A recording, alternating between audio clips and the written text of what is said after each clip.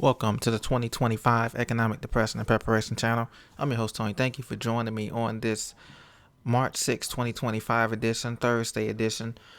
We're going to be looking at the employers cutting jobs, more jobs since last month than any month since February since 2009 when we had the last Great Recession.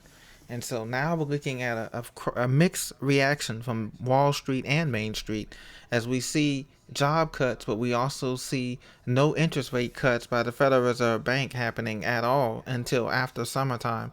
And on top of that, we also have this ongoing trade tariff war going on that's on and off, that's been postponed, at least for the car industry, until after April. So we will see. Please be sure to subscribe to this channel. Preach to me for the latest interpretation of financial news. I appreciate all of you support, and I do read the comments, and I enjoy interacting with every one of you.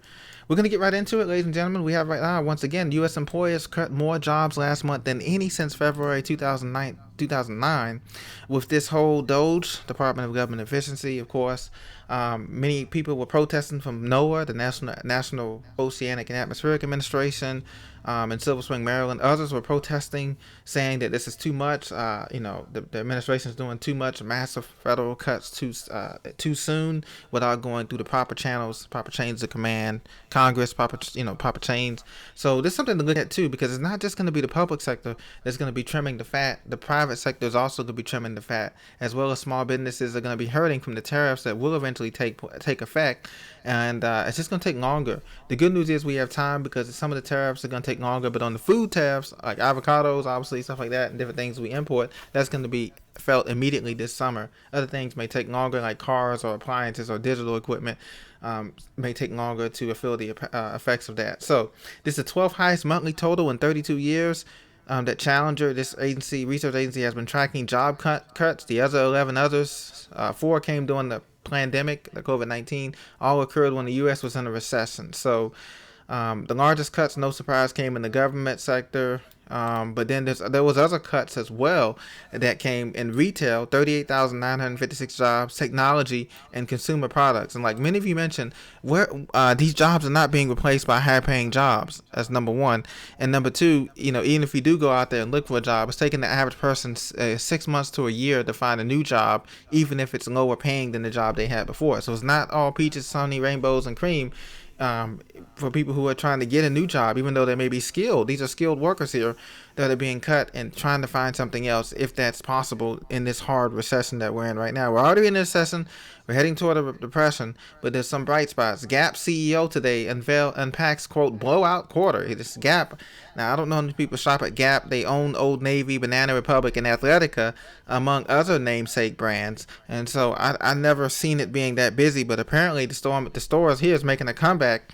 Now, this reminds me of the Macy's comeback. That Macy's stock was down, tremendously. It was almost on the verge of being, sold off and split. Then it came back, and the online presence came back. So maybe that's what Gap CEO and Gap is doing. Richard Dixon said that he described the apparel company's most recent quarter that impressed Wall Street and indicates the company is maintaining its turnaround. So Old Navy and all the brands are turning around here. Is it true? Let me know in the comments. I don't know if retail is coming back as strong as it was even before the pandemic, even before 2015 or 2014.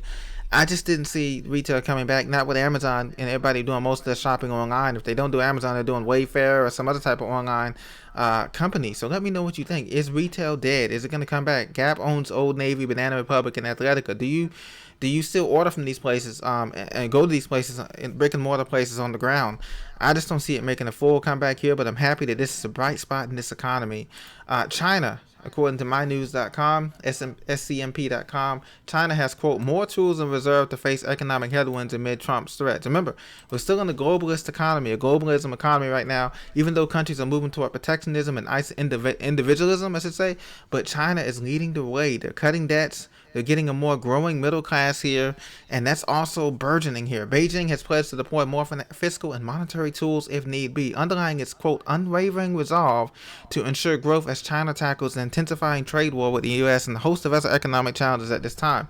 So my question to you guys is, do you think that China is going to be the next superpower? Can they overtake America, Russia, all these developing nations, the BRIC nations?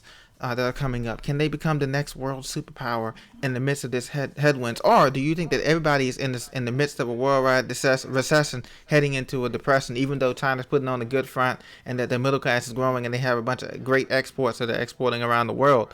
So let me know what you think. How are they going to handle these tensions that are happening around the world? Now, MarketWatch.com had an interesting article today. They said Fed's eyes Waller's interest rate cut this year, but he says not this month. So he forecasts here. He's a Fed governor, Christopher Waller. He says the Fed's median projection of 2 quarter point rate cuts this year was still sensible. So they're forecasting 2 rate cuts, interest rate cuts. Will that be enough? I don't know. But right now, according to this governor, Fed governor here, Christopher Waller, he's forecasting 2 rate cuts. Now, remember I told you before that the Federal Reserve Bank is going to hold the interest rate steady because they're going to wait till more data come out. So when the next meetings come out in April, May, they're going to hold the rate steady. So the next Fed meeting is March 18th and 19th, and he believes that they're going to hold it steady. He's not going to push for a rate cut this time. This one, the Fed governor. So I believe so too. I don't think they're going to be cutting rates this soon. So that means that the rate cuts are coming after summertime. That means sometime between August, September, October. That's when we can get our first 25 basis point rate cut. Now, will it be too much too late? It's possible because the prices are still going up. Unemployment is still going up. So inflation and unemployment are both going up. The double-headed monster that everybody talks about. But they're not going to be interested in cutting rates for the simple fact that they're still going to believe that the numbers are good in terms of spending. They still believe that Americans are spending money, even though it's only on essentials. They believe that the economy is still humming along, when in fact it's starting to grind. The gears are starting to grind. It's starting to stall out. So let me know in the comments, what do you think is going to be happening? Do you see 1 or 2 cuts, or do you see no cuts at all this year, this first year, as we go through all these changes in this administration? And do you see the cuts happening next year? Or do you see 1 or 2 cuts with the Federal Reserve Bank? In any case, we need to continue to prepare, all of us across this country, continue to sharpen our skill set, whether with jobs, with schooling, with training outside of that, in terms of, getting in better shape, learning a new skill, reading a new book, helping our neighbors, our friends, our family, because all that, and even in spiritual shape, we need spiritual shape, because this is a battle that's going on in terms of Babylon and the spiritual warfare that's going on, not just with America, but worldwide. And we have to be prepared for that as well, because it is a spiritual battle as well. Who are you going to pledge your allegiance to? God or country or friend or foe, or trusting in your wallet or your pocketbook or your savings, or in God, or in your treasury. So that's something we have to look at too as well. A lot of people are going to be tested by that as well. So continue to prepare, ladies and gentlemen. Thank you for your support. God bless. I'll talk to you in the next episode, and hope you got out today a little bit and enjoyed yourself as well. Take care.